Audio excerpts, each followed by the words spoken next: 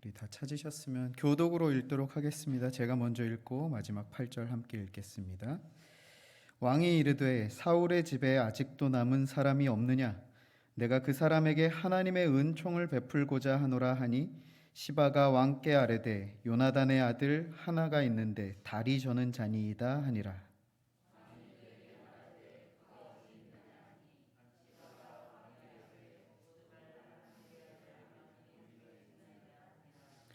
다윗 왕이 사람을 보내어 로드발 암미엘의 아들 마길의 집에서 그를 데려오니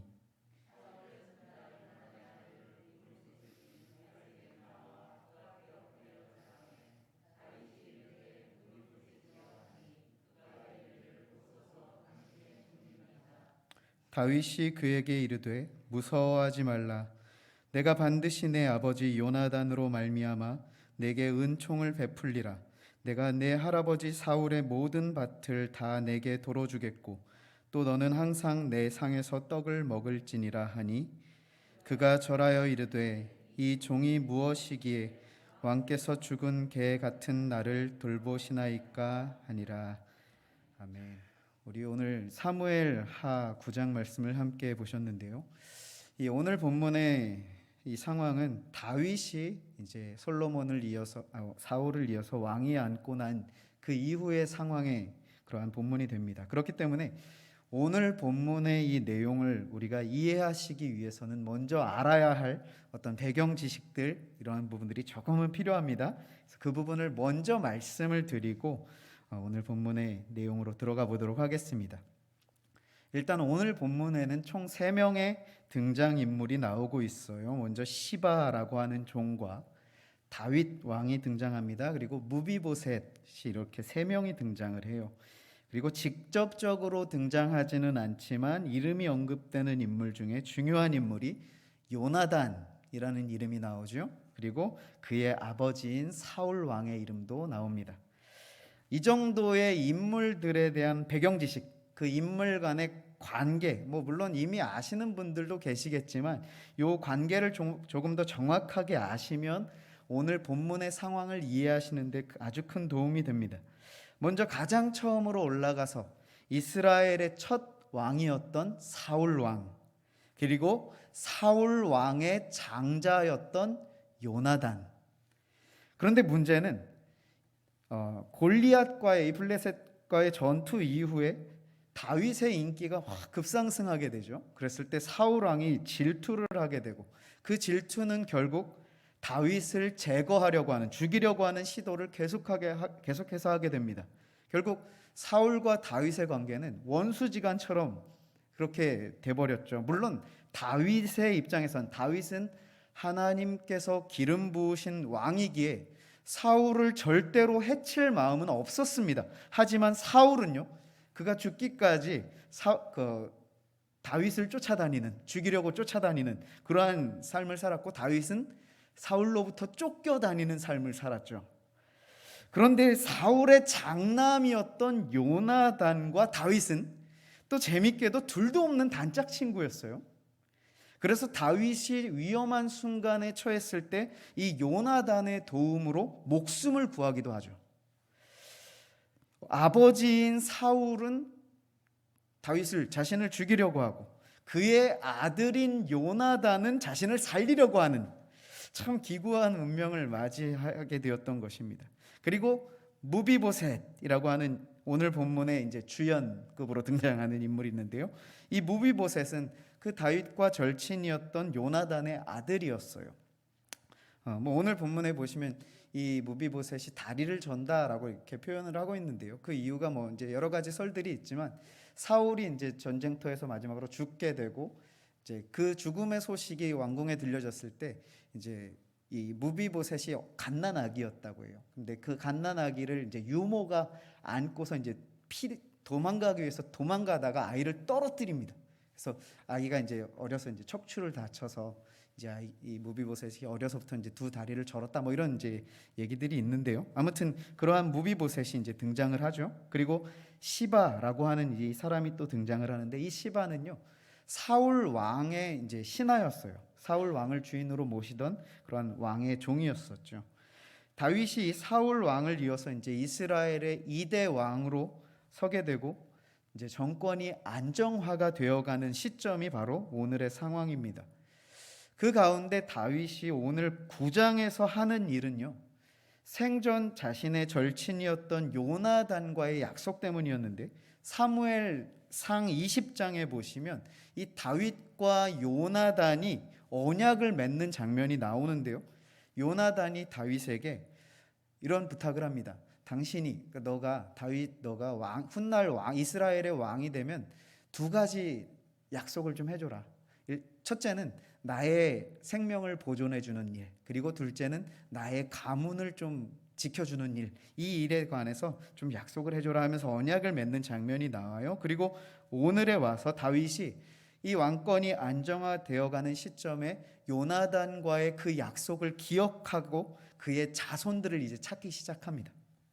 그랬을 때 사울의 신하였던 이 시바라고 하는 사람이 살아있다는 소식을 듣고 그를 불러서 사울의 가문 가운데 이제 살아있는 사람이 있는가 묻는 것이 오늘 본문 3절의 내용인 것이죠.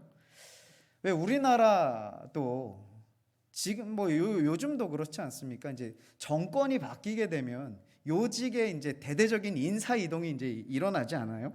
더군다나 이 고대 사회에서는 왕권이 바뀌게 되면, 그러니까 왕이 바뀐 것이 아니라 왕권이, 그러니까 왕족이 완전히 김씨 왕조에서 이씨 왕조로 바뀌었다. 이렇게 왕권이 교체가 되면요, 직전 왕의 가문을 완전히 없애는 일, 이건 당연한 일로 여겨졌어요. 왜 그런가 하면 왕권을 잡았다는 것은 이제 나의 가문이 이제 대대로 이어가면서 이 왕좌를 유지해야 하는데, 직전의 왕가의 생존 인물이 있다면 백성들이 이제 뭐 이 왕이 아무리 잘 통치를 해도 어쨌든 이제 안티들이 있잖아요. 야당이 있지 않습니까? 그 야당의 세력들이 이제 그 직전에 이전의 왕의 어떤 후손들을 이렇게 왕족들을 구실 삼아서 반란을 일으킬 수가 있거든요. 그렇기 때문에 그 가능성을 아예 없애기 위해서 그 이 직전의 왕의 가족들을 몰살시키는, 전멸시키는 그러한 일은 당연한 것처럼 여겨지던 그러한 시대였습니다. 그래서 보면 사울의 왕가의 후손이었던 이 무비보셋도요, 숨어서 지내고 있었다라는 것을 보게 되는 것이죠. 다윗 왕이 아버지인 요나단과는 사이가 좋았을지는 몰라도 할아버지였던 사울 왕이 다윗을 어떻게 했는지를 알았기 때문에 이제 정권이 교체된 이 시점에서 무비보셋은 그냥 을의 신변의 위협을 느끼지 않을 수가 없었던 것이죠. 그런데 다윗이 자신을 수소문에서 찾는다는 얘기가 들리는 거예요. 이 소식을 들은 무비보셋의 심정이 어땠을까요? 가슴이 철렁 내려앉지 않았겠어요? 이제 내가 죽을 때가 되었나 싶었을 것입니다. 더군다나 성경에 보시면요, 제가 앞서도 말씀드렸다시피 이 무비보셋은 두 다리를 저는 절뚝발이였다라는 사실을 기록하고 있어요. 다시 말해서 도망가는 것도 쉽지 않은 처지라는 것이죠. 이제 말 그대로 무비보셋은 죽을 날을 받은 사람처럼 그 다윗 왕의 부름에 응하지 않았을까요? 5절에 보시면 이윽고 다윗 왕이 사람을 보내서 무비보셋을 궁으로 들입니다. 자신의 처지와 운명을 알았던 무비보셋이 이제 다윗을 대면하게 되죠. 이 상황을 잘 설명하고 있는 것이 6절의 말씀입니다. 다윗을 만난 무비보셋의 모습을 한번 보시겠어요? 사울의 손자 요나단의 아들 무비보셋이 다윗에게 나와 그 앞에 엎드려 절하매 다윗이 이르되 무비보셋이여 하니 그가 이르기를 보소서 당신의 종이니이다. 무비보셋이 다윗 왕 앞에 나와서 이제 그 앞에 엎드려서 절했다고 합니다. 뭐 엎드려서 절한 것은 당시에 이제 백성들이 왕을 보면 당연히 마땅히 해야 할 일이었죠. 당연한 행동이었습니다. 그런데 무비보셋은 단순히 그 지극히 당연히 해야 할 행동으로 인사치레로 이렇게 엎드려서 절한 것일까요? 적어도 제가 느끼기에는요, 여기서 무비보셋은 이제 나는 죽었구나 하고서 그냥 바짝 납작 엎드렸을 거라고 생각을 합니다. 그러면서 자신의 이름을 이제 자기를 소개하는데요. 다윗 왕에게 이렇게 자신을 소개합니다. 보소서 당신의 종이니이다. 저는 다윗 왕의 종입니다 하는 것이죠. 왕족이었거든요. 사실은 직전만 해도 왕족이었던 이 무비보셋이 다윗 왕 앞에서 종입니다라고 얘기하는 거예요. 그런데 이어지는 7절을 보니까 지금 무비보셋이 두려워 떨고 있다라는 것을 알 수 있습니다. 다윗이 무비보셋에게 무서워하지 말아라 이렇게 얘기하는 것을 봐서 분명히 지금 무비보셋은 굉장히 무서워하고 두려워하고 떨리는 마음으로 그 앞에 있다라는 것이죠. 그런데 다윗이 무비보셋아 두려워하지 말아라 하면서 따뜻한 음성으로 오히려 타이르고 있어요. 그러면서 이어지는 구절을 볼까요? 내가 반드시 내 아버지 요나단으로 말미암아 내게 은총을 베풀리라. 내가 내 할아버지 사울의 모든 밭을 다 내게 도로 주겠고 또 너는 항상 내 상에서 떡을 먹을지니라. 아니 이게 무슨 반전입니까? 무비보셋은 지금 직전까지만 해도 다윗 왕 앞에 섰을 때 이제 나는 죽었구나 하고 다윗 앞에 끌려 나왔는 줄 알았을 것입니다. 그런데 자신을 부른 다윗은 오히려 자신을 선대하고 있는 거예요. 할아버지 사울의 모든 밭을 다 도로 주겠다라고 하고 있는 것뿐만 아니라 항상 왕의 상에서 떡을 함께 먹게 될 것이다 약속하고 있다는 것이죠. 앞서도 말씀드렸지만 다윗이요 사울 왕의 후손이었던 이 무비보셋에게 이렇게 은총을 베풀어 줘야 할 의무는 당연히 없었고요, 그렇게 선대할 이유도 전혀 없었습니다. 그것도 자신을 죽이려고 군대까지 이끌고 쫓아다니던 원수 같은 사울의 후손에게 말이죠. 그런데 지금 무비보셋에게 이렇게 은총을 베풀고 있는 이유가 무엇입니까? 7절에서 다윗은 그 이유를 이렇게 정확하게 밝히고 있습니다. 내 아버지 요나단으로 말미암아. 자, 그럼 지금까지 이 상황을요 다시 무비보셋의 관점에서 다시 한번 살펴보도록 할게요. 분명 다윗 왕의 호출이 있을 때만 해도 무비보셋은 이제 나는 죽었구나 했을 것입니다. 그리고 다윗 왕 앞에 서게 되죠. 그 앞에서 엎드렸습니다. 그 엎드려 있는 자신을 향해서 지금 다윗이 당장 칼을 뽑아와서 목을 베도 자신은 뭐라고 한마디 항변할 수조차도 없는 그러한 처지에 자신임을 인지하고 모든 것을 다 포기하고 아무 소망 없이 그 앞에 엎드렸을 것입니다. 그야말로 지금 이 상황 가운데서 나의 생명을 내가 구할 수 있는 일은 할 수 있는 것이 아무것도 없음을 철저하게 깨닫고 모든 것을 다 내려놓고 엎드린 것 아닙니까? 그런데 다윗 왕의 결정이요 도무지 이해할 수 없는 그 결정을 내려줬다는 것이죠. 용서받을 자격 없는 자신을 용서해주고 있다는 것입니다. 그리고 단순히 용서만 받은 것이 아니라 다윗 왕의 목숨을 노리던 원수 같은 사이였을 텐데 그 할아버지 사울의 모든 밭까지도 자신에게 선물로 주겠다는 거예요. 그것만도 말이 안 되는 일이 벌어진 건데 다윗 왕이 이제 식탁에서 함께 식사까지 하자고 합니다. 왕과 함께 식탁을 갖는다는 것이 어떤 의미인지 아시겠죠? 왕이요 이 무비보셋을 그만큼 신뢰한다라는 것이고 그만큼 친밀하다라는 것을 표현하는 것입니다. 이게 갑자기 무슨 반전입니까? 이것이요 바로 무비보셋이 다윗 왕으로부터 받은 은혜였던 것입니다. 앞서 무비보셋을 소개하면서 몇 가지 특징을 말씀드렸는데요, 그는 사울 왕의 후손이었습니다. 그리고 아버지가 요나단이라는 거죠. 그리고 또 한 가지 특징은 양쪽 다리를 저는 절뚝발이였다라는 사실입니다. 그런 그에게 오늘 내려진 이 은혜, 오늘 이 스토리를 통해서 우리는 어떤 교훈과 은혜의 메시지를 발견할 수 있을까요?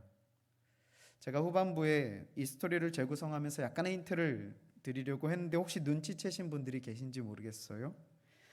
무비보셋의 인생이 바로 우리와 너무 닮았다라는 것입니다. 먼저 그는 다윗 왕과 철저하게 대립을 이루던 사울 왕의 후손이었다라는 타이틀이 늘 함께 했습니다. 마치 우리가 아담의 원죄로 인해 모든 사람이 죄 아래 태어나게 된 것처럼 우리의 인생은 죄인이라는, 죄로 말미암아 하나님과 원수가 되었다는 이 타이틀이 우리에게 붙어 있었다라는 것이죠. 그리고 그 죄로 인해서요, 오염되고 고장나버린 우리는 양쪽 다리를 다 저는 절뚝발이와 같이 핸디캡을 안고 살아가는 존재였습니다. 하나님께서 고장난 상태로 만드신 것이 아닌데 죄의 결과 우리는 완전히 고장난 상태로 살아갈 수밖에 없었던 것이 지난날의 우리의 모습이었다는 것이죠. 그런 우리가 이 무비보셋이 다윗 왕 앞에, 그 심판대 앞에 서게 됩니다. 예상 결과는 사형이었죠. 죄 가운데 태어나 죄 속에서 살아가던 그에게는, 또한 우리에게는 사형이라는 것은 당연한 결과였습니다. 그런데 다윗 왕의 판결이 너무나 이례적입니다. 말도 안 되는 기적 같은 은혜를 베풀어 주고 있는 것이죠. 그 이유가 무엇이었습니까? 그 이유는 단 하나였습니다. 무비보셋이 다윗 왕 앞에 납작 엎드려서 자신의 조상들의 잘못을 뉘우쳐서 그 순간 무비보셋이 너무 불쌍해 보여서 그러한 이유가 아니었습니다. 이 무비보셋이 은혜를 입을 수 있었던 이유는 단 하나, 그의 아버지가 요나단이었기 때문이었어요. 이거 하나 때문에 무비보셋은요, 전인격과 존재 자체가 이제 완전히 새롭게 되어버렸습니다. 더 이상 다윗 왕의 피의 보복을 피해 숨어 지내는 불안과 초조한 인생이 아닌, 이제 왕의 식탁에서 함께 식사를 하는 친밀한 관계를 맺게 된 것입니다. 단순히 죄로 죽은 상태뿐만 아니라 그 죄로 하나님과 원수가 되어서 죽어 마땅한 우리가 단 하나의 이유로 기적과도 같은 은혜를 경험하게 된 것이죠. 바로 예수 그리스도께서 나의 주인이 되어주신 그 이유 하나 때문에요. 오늘 본문의 메시지를 다시 정리해서 말씀드리자면, 본문에 등장하는 이 무비보셋은 오늘날 우리 성도의 자화상입니다. 다윗 왕과 원수지간의 그 사울 왕 쪽의 후손, 또한 육신조차도 장애를 지닌 그러한 절뚝발이 인생, 이와 같이 세상의 조건만으로는 그 어떤 희망도 사치였던 절망적인 존재 그 자체였습니다. 그런 그가 죽음의 위기에서 구원을 받고 더 나아가 왕으로부터 선대함까지 받을 수 있었던 이유는 자신의 아버지가 요나단이었기 때문이다라는 것입니다. 무비보셋이 아버지를 선택해서 태어났습니까? 아니죠. 태어나 보니까, 그리고 자라나 보니 아버지가 다윗 왕의 절친인 요나단이었던 것 아닙니까? 죄로 죽었었던 우리가 구원함을 받고 하나님의 자녀로 영광을 누릴 수 있게 된 것은 내가 예수님을 구주로 선택하고 하나님을 아버지로 선택해서 된 일이 아니라 오로지 하나님의 은혜로 자녀 삼아주신 그 사랑의 결과라는 사실입니다. 이와 같이 자신이 어떻게 할 수 없었던 이 상황 가운데에서 오로지 은혜를 입었던, 그리고 그 은혜를 경험한 무비보셋의 고백을 우리 마지막으로 한번 보실까요? 8절 말씀입니다. 그가 절하여 이르되 이 종이 무엇이기에 왕께서 죽은 개 같은 나를 돌아보시나이까 하니라. 저는요, 이게 은혜 입은 자의 진실된 고백이라고 봅니다. 자신을 종이라고 표현하고 나아가서 죽은 개와 같다라고 한 이 표현은 절대로 무비보셋이요, 장애로 인해서 자존감이 바닥난 상태에서 나온 자기 비하의 그러한 표현이 아니라는 것입니다. 이것은요, 자격 없는 자신에게 베풀어진 이 은혜에 대한 감격의 화답이었던 것입니다. 또한 무비보셋의 입장에서 보면 이것은 자신이 받은 은혜의 크기에 대한 직접적인 표현이었던 것이죠. 무비보셋은요, 자신을 실제로 죽은 개와 같은 존재로 여긴 것입니다. 무슨 말씀인가 하면요, 자신을 위풍당당한 사자가 마땅히 받아야 할 영광을 받은 것이 아니라 죽은 개와 같아서 아무 소망 없는 자에게 베풀어 주신 큰 은혜, 이 은혜에 대한 감격을 고백하고 있는 것이죠. 생각해 보십시오. 죽은 개에게 베풀어진 은혜의 크기가 클까요? 위풍당당한 사자에게 베풀어진 그 은혜의 크기가 클까요? 느끼기에는 이 죽은 개가 느끼는 그 크기가 훨씬 클 것입니다. 왜냐하면 앞서 말씀드렸지만 이 위풍당당한 사자는 마땅히 자기가 받아야 할 만큼을 받았다라고 여기기 때문이죠. 반면 죽은 개라고 여기는 그 심령에는 모든 것이 다 은혜로 여겨지기 때문입니다. 저는 오늘 다윗 왕 앞에서 하는 무비보셋의 이 고백 앞에서 저 자신을 돌아보게 되었습니다. 우리도 함께 자신을 돌아보셨으면 좋겠어요. 하나님 앞에서 나는 과연 무비보셋과 같이 죽은 개 같은 나를 돌보아 주셔서 감사합니다 하는 이 은혜의 화답으로, 이 은혜의 화답을 진심으로 고백하며 나아가고 있는가? 나 정도면, 이 정도면 받아 마땅하지 라고 여기며 베풀어 주신 은혜에 대한 감사가 아닌 수고에 대한 정당한 대가 정도로 여기며 받고 계십니까? 보잘것없고 자랑할 것 없고 의지할 것 없는 절뚝발이 인생에 부어진 은혜임을 기억하며 감사로 화답하며 나아가고 계십니까? 나의 현 주소가 절뚝발이 인생임을 정확히 인지하고 인정할 때, 내가 죽은 개와 같이 무익하고 무능력하고 아무 소망 없는 존재임을 알 때, 오늘 나의 인생에 허락하신 아주 작은 것까지도 다 주님의 은혜임을 발견하게 되실 것입니다. 우리 이와 같이 자신을 살피시며 그 십자가 앞에, 하나님의 사랑 앞에 아무 자격 없는, 조건 없는 은혜 베풀어 주신 그 은혜 앞에 서는 우리 모두가 되셨으면 좋겠습니다. 그 은혜에 대한 믿음의 화답으로 매 순간 우리 하나님께 감사의 찬양을 올려드리는 우리 모든 성도님들의 인생 되시길 주님의 말씀으로 축복합니다. 우리 이 시간요, 마지막 찬송을 우리 한 장을 드리시고 예배를 마치시기 원하는데요, 너무나 잘 아시는 찬송가이실 것입니다. 찬송가 305장 나 같은 죄인 살리신 이라고 하는 이 찬송인데요, 이 찬양의 가사가 바로 오늘 무비보셋의 그 은혜에 대한 감사의 화답과 같은 그 고백이 아니겠습니까? 나 같은 죄인 살리신 주 은혜 놀라워. 아시겠지만 이 찬양의 작곡가는요, 그 노예를 사고 팔던 그러한 사람이었어요. 하나님께서 창조하신 그 나와 똑같은 인격체를 돈 주고 팔아 넘기던 노예상이었어요. 그런데 어느 날 그것이 너무나 잘못되었다라는 것을 깨닫게 되죠. 그러고 보니 내가 하나님 앞에 정말 용서받을 수 없는 죄인이라는 사실을 발견하게 된 것입니다. 그때 바로 하나님께서 나를 용서하시고 사랑하시고 구원해 주셨다라는 그 은혜를 경험하게 되죠. 그 은혜를 고백한 것이 나 같은 죄인도 살리시는 주님의 은혜를 놀라워하며 감사하며 찬양한 고백이 바로 이 고백 아닙니까? 우리 무비보셋의 그 고백과 같은 이 고백, 우리 심령의 고백으로 찬양의 가사로 함께 주님 앞에 영광 올려드리시며 우리의 믿음으로 고백하며 함께 나아가시겠습니다. 함께 찬양하실게요.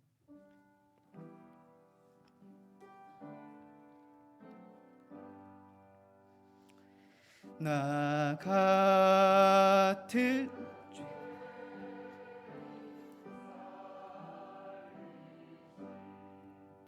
주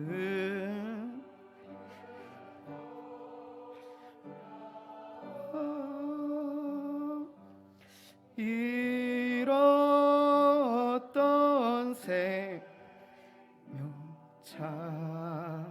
찾았고 광명을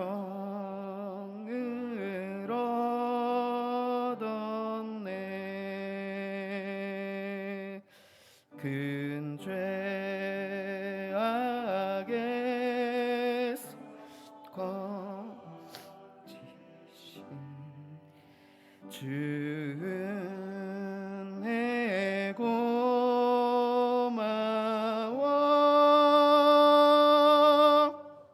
나 처음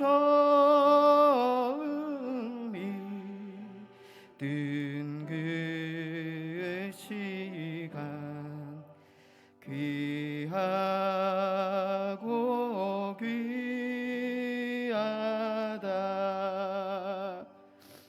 이제껏 내가 산 것도 주님의 은혜라. 또 나를 장차 본향에 인도해 주시리. 거기서 우리 영원히 주님의 은혜로